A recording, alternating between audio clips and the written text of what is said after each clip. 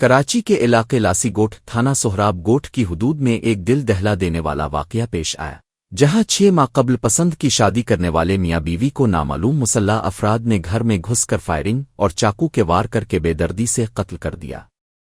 واقعے کے بعد علاقے میں شدید خوف و ہراس پھیل گیا۔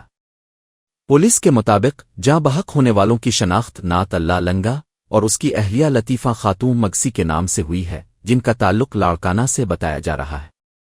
افسوسناک واقعہ اس وقت پیش آیا جب نعت اللہ سیکیورٹی گارڈ کی وردی پہن کر ڈیوٹی پر جانے کی تیاری کر رہا تھا کہ اچانک 4 نامعلوم حملہ آور گھر میں داخل ہو گئے، میاں بیوی پر اندھا دھند فائرنگ کی اور بعد ازاں چاقو کے وار کر کے موقع سے فرار ہو گئے۔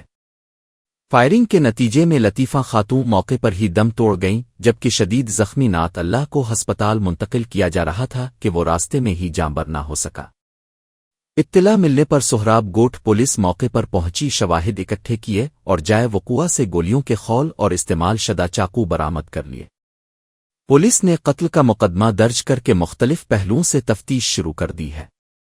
دوسری جانب I G Sindh police Javed Alam Odho نے واقعے کا سخت نوٹس لیتے ہوئے D I G east zone سے تفصیلی رپورٹ طلب کر لی ہے اور قتل میں ملوث ملزمان کی فوری گرفتاری کے احکامات جاری کر دیے ہیں۔ آئی جی سندھ نے تحقیقاتی ٹیم کو مقتولین کے لواحقین سے قریبی رابطے میں رہتے ہوئے شفاف اور جامع تحقیقات کرنے کی بھی ہدایت کی ہے۔ پولیس کے مطابق جلد ملزمان کو گرفتار کر لیا جائے گا۔